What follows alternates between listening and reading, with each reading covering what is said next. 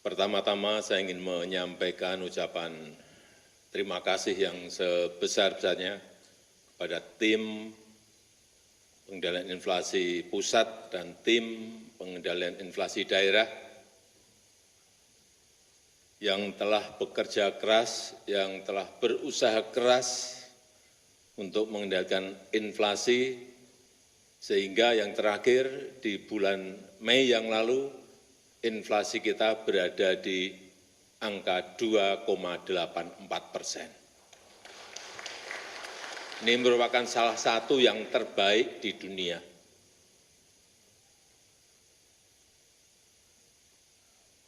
Kalau kita ingat, di tahun 9-10 tahun yang lalu, inflasi kita masih berada di angka 9,6%,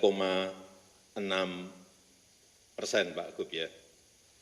9,6%, dan atas usaha keras kita, sekali lagi, berada di angka 2,84. Dan saya tahu setiap minggu oleh Mendagri,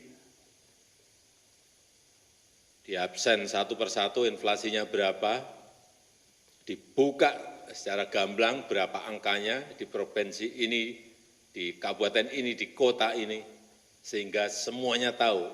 Setiap ke daerah juga yang saya tanyakan sekarang selalu inflasinya berapa Pak Gub?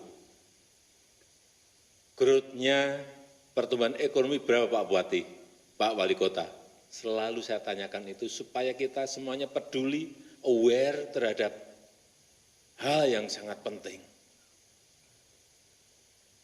Karena begitu inflasi naik, misalnya 9,6, pertumbuhan ekonomi kita di angka 5, berat yang merasakan adalah rakyat. Sekarang inflasinya 2,84, growth pertumbuhan ekonominya 5,11%. Nah ini segar kalau seperti ini.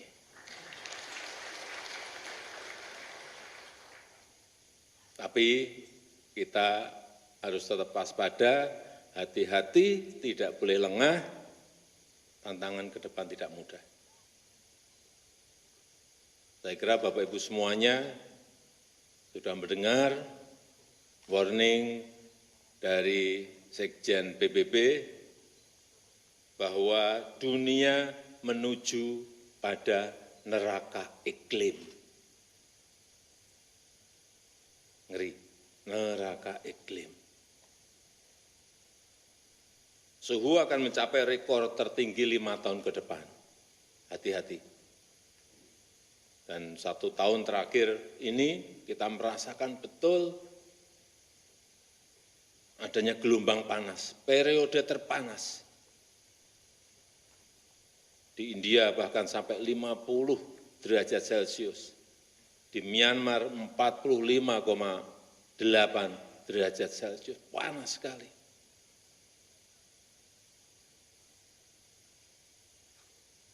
Kalau orang panas mungkin bisa masuk ke rumah, berteduh, bisa. Tapi urusan pangan, hati-hati masalah ini. FAO mengatakan bahwa jika didiamkan seperti sekarang ini, nggak ada pergerakan apa-apa, 2050 dunia akan mengalami kelaparan berat. Akan mengalami kelaparan.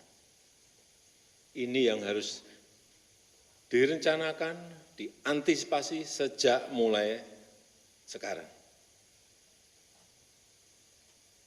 Karena diperkirakan 50 juta petani akan kekurangan air.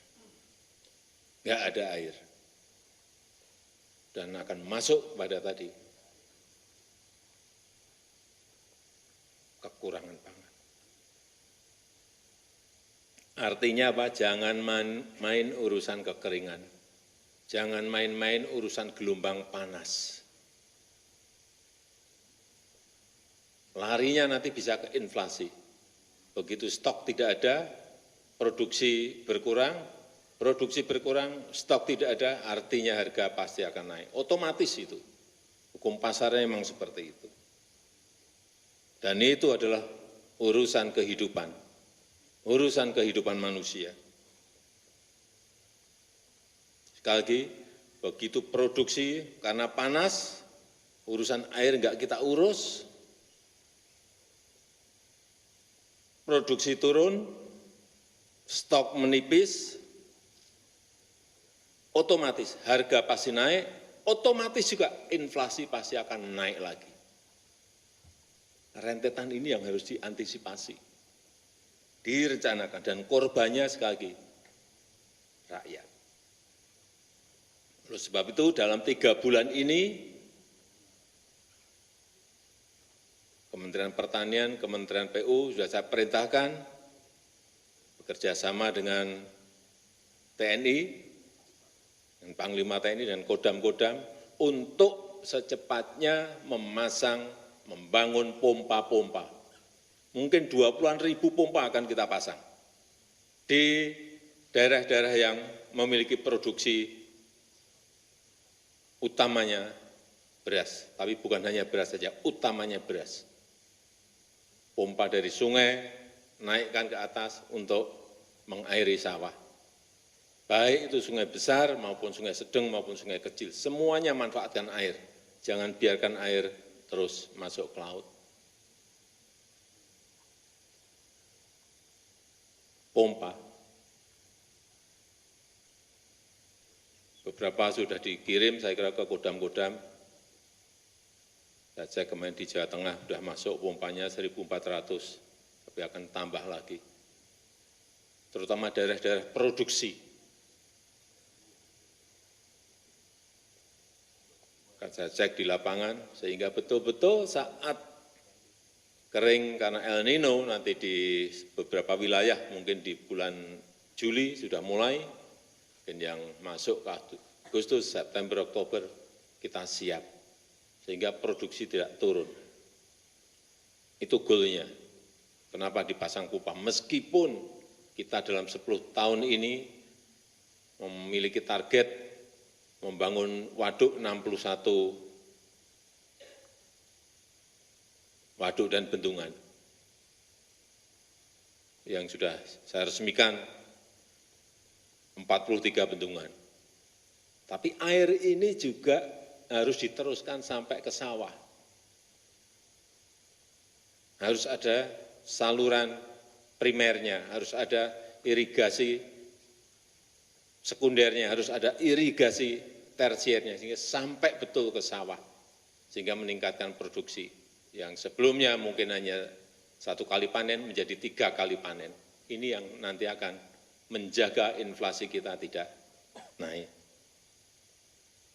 Yang ketiga terakhir yang saya ingat, sudah saya resmikan, waduk Tiusuntuk di NTB, kemudian waduk Ameroro di Sultra, sudah. Yang terakhir, Sepaku Semoy di Kaltim. Nanti setelah ini akan ada yang selesai langsung kita resmikan semuanya. Sehingga sekali lagi saya minta yang menjadi kewajiban pusat, kerjakan pusat, yang menjadi kewajiban provinsi, kerjakan provinsi, yang menjadi kewajiban kabupaten kota juga kerjakan oleh kabupaten kota, sehingga kita betul-betul kerja semuanya terintegrasi. Dan sekarang adalah eranya teknologi, eranya smart system.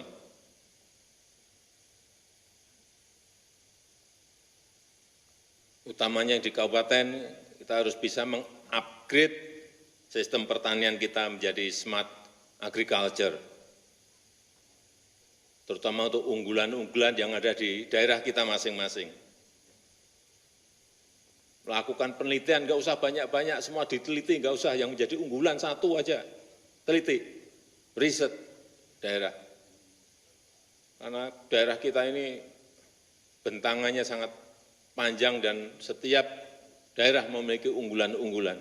Itu saja, enggak usah meneliti sampai ratusan, satu aja tapi yang unggulan.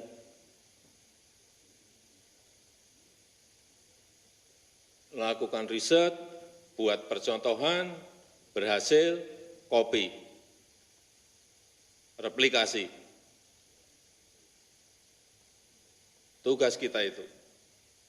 Dan juga undang investasi untuk membangun industri pengolahan, untuk membangun pabrik pengolahannya, sehingga nilai tambah dari setiap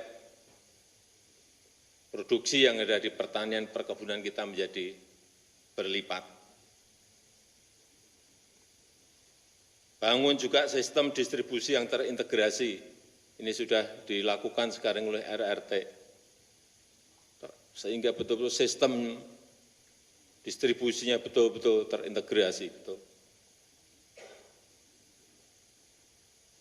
Saya kira kalau koordinasi pusat dan daerah bisa berjalan, apa yang tadi saya sampaikan akan bisa kita lakukan. Saya rasa itu yang bisa saya sampaikan dalam kesempatan yang baik ini.